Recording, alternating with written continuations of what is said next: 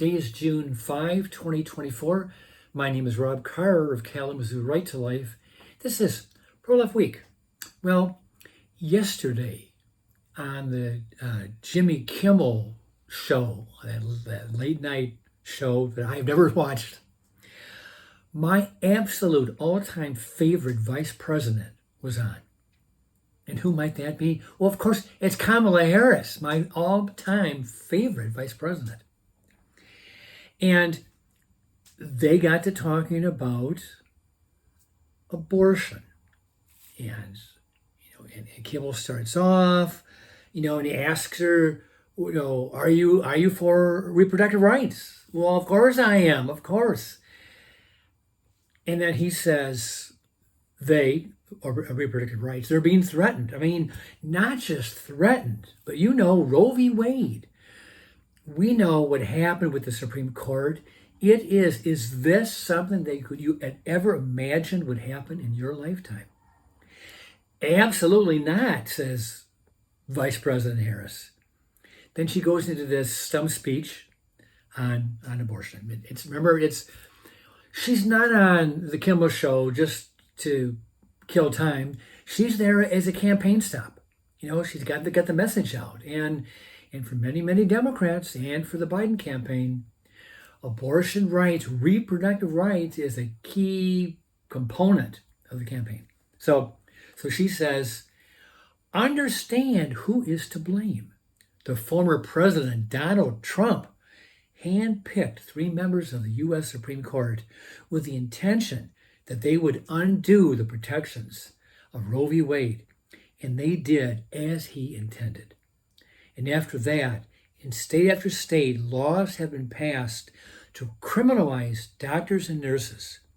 There's a state that provides for prison for life for a doctor administering care.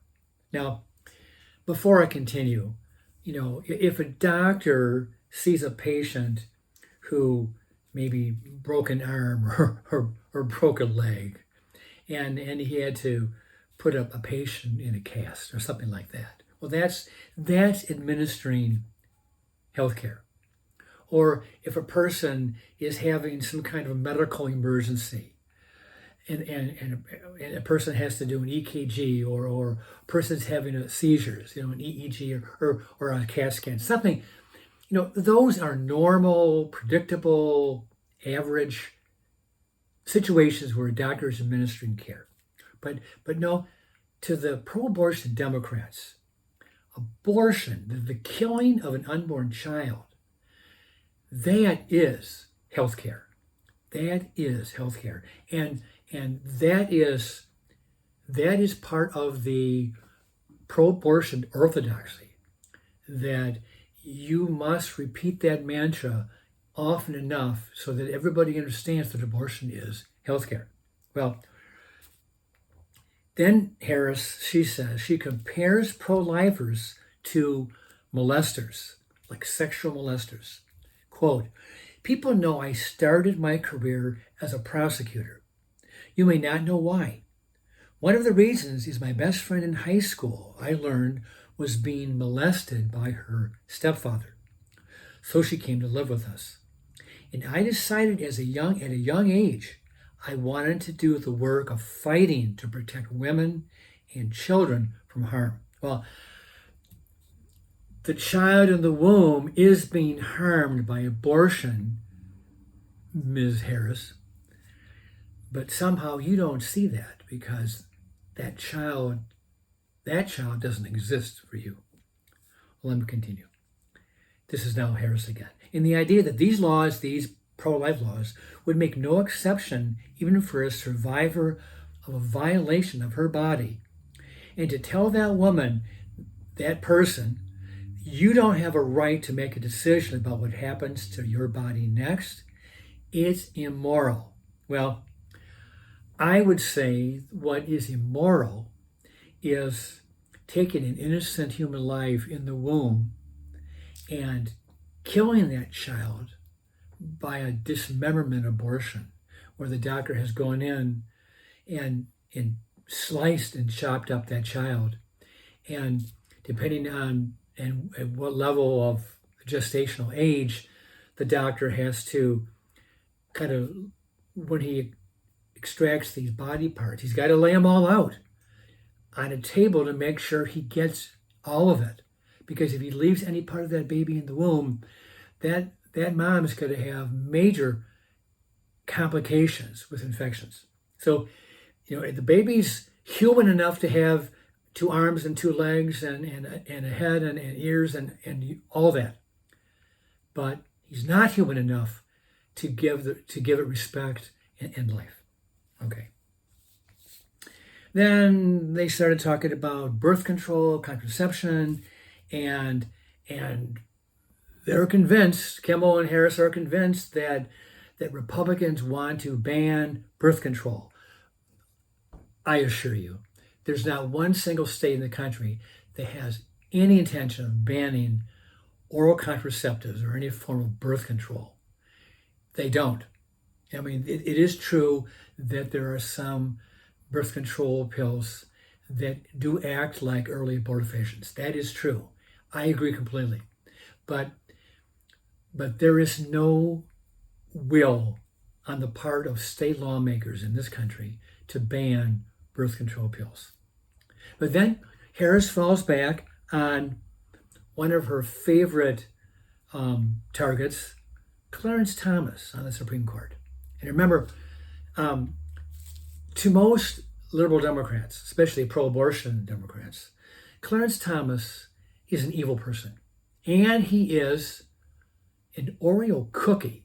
He's a black man on the outside, but he thinks like a white man on the inside because he doesn't support affirmative action. He doesn't support a lot of the liberal agenda that might cater to appeasing his black constituents.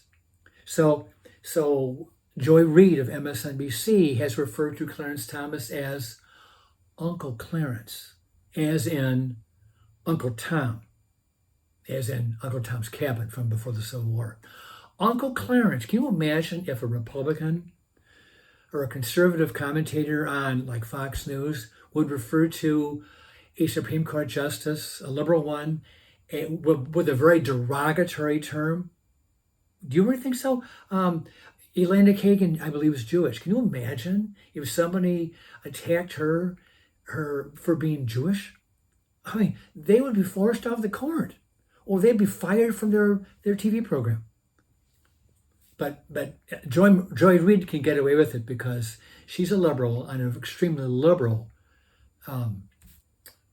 cable news program. So, and it's true that in the Dobbs decision, Clarence Thomas did imply that now that the court is looking at Roe v. Wade and the right to abortion, well, maybe the court could be looking at other cases that were equally controversial that deal with rights, like same-sex marriage. So that would be that Obergefell case, or contraception, which was the Griswold versus Connecticut case. But the funny thing is, Justice Sam Alito, who wrote Dobbs, specifically said in the Dobbs opinion, that they're only looking at abortion. They're only looking at the issue of fetal viability, or they're only looking at the Mississippi 15-week law. It's all looking at. They're not looking at same-sex marriage or birth control pills. They're not.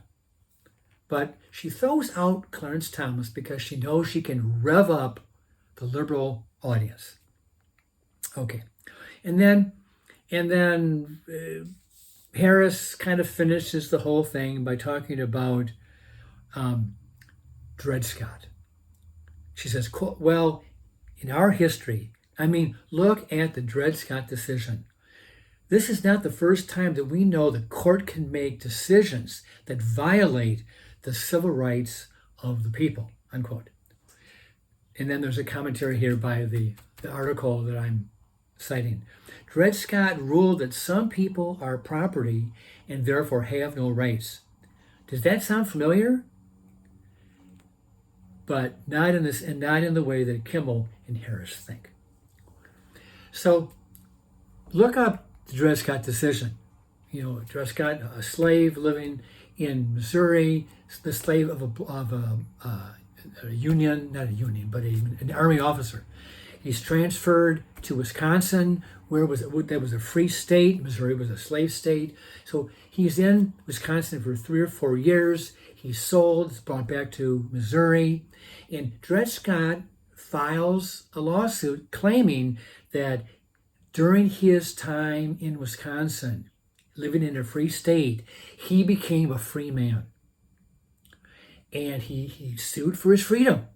And it went all the way through the judicial system. And in 1857, the Supreme Court ruled against him, saying that he didn't even have the right to file a lawsuit because he was not a person. He was property. He could never, he could never be a person because he was of an inferior race. So, and for 50 years, pro-lifers have been arguing the same point, that the unborn child is considered by the pro-abortion people to be the property of the mother, just like Dred Scott was the property of the slave owner. And the slave owner could buy or sell that slave, and a woman can have a baby, or if she wants, she can choose, she can kill that baby. She can get rid of it through abortion. It's immoral. Abortion has always been immoral. And with that sobering thought, I'll let you go and I'll see you next time.